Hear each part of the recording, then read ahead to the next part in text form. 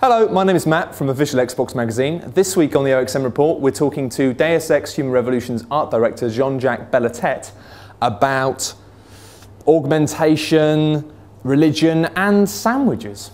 Cool, thanks for joining us. First of all, do you want to tell us a little bit about Human Revolution?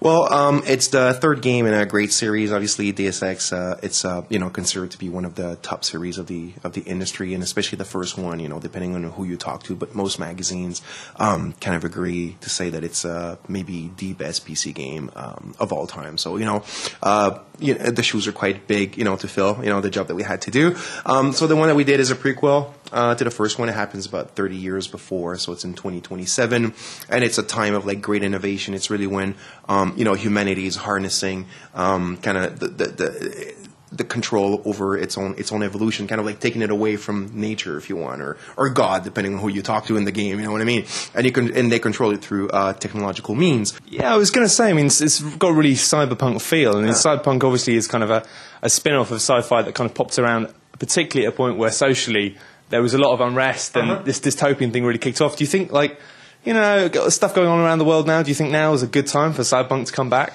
Yeah, it's a good question. I definitely think it is. And it's been kind of dormant for a little while, right? And it's funny because when we did the focus test for the game at the beginning, kind of just testing out the ideas and stuff like that, we realized that kids nowadays, and not just kids, even people older than what I would have thought, had never heard of the word cyberpunk. That was a big eye-opener for us. Like, what? Like, really?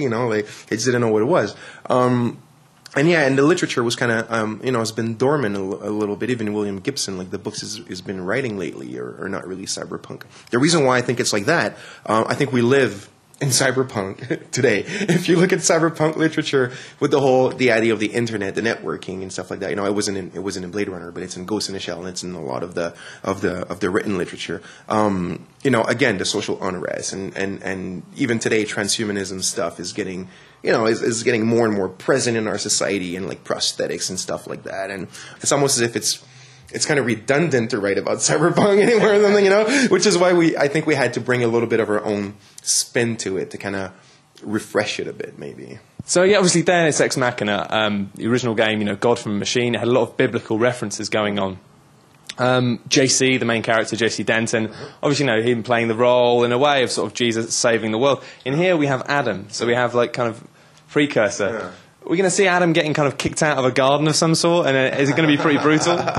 There's a lot of analogies in the game. There's a lot of metaphors. Obviously the whole kind of Icarus metaphor and stuff like that. Which was a great metaphor for transhumanism and kind of augmenting yourself too much and the dangers of it. So we're going to see this Adam being kicked out of a garden or something like, or an analogy to it or something. And I guess you'll have to play the game for that. But definitely the name Adam is because it's kind of like the genesis of the whole story and stuff like that. It's quite obvious.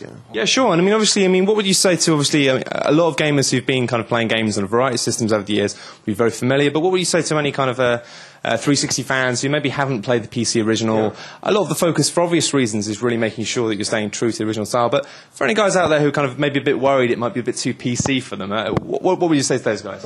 I would say we also kind of say that to the PC players at the same time. It's the true Deus Ex experience, like it feels and it plays just like the first one. But I think, for today's market, I think it's balanced in a way that it fits really well on the consoles, and it's like fully approachable and playable and stuff like that. I don't see any reasons why console players would have any kind of a hard time with this game. And then for the PC players, is the same thing. The game itself, like the Deus Ex feeling, is exactly the same whether you're playing on PC or on console. But obviously on PC, we're giving it a PC interface and stuff like that, right? It's just logical. Awesome. And obviously Adam's style, it's kind of quite reminiscent of another character. Hideo Kojima's recently said he's kind of done with Metal Gear Solid for a little while. Can you see, I took back the torch. Can you see, maybe we've got a new Solid Snake on our hands? Huge fan of Metal Gear Solid. Not only in terms of Adam, but like a whole bunch of other stuff. How kind of the texture of the game is a bit like visually and stuff like that and everything. So the way that I would say is not necessarily Metal Gear Solid itself, but just how the Japanese approach their visual designs in games and stuff like that is something that inspires me probably quite a bit more than Northern games, really. So it's in there. It's in there.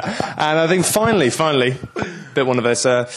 If you had to choose one physical augmentation just to get you through on a day-to-day basis in today's world, what would you go for? One from the game or just anything? Anything. It could just be a physical augmentation that helps you make sandwiches better. I don't know. Whatever you need.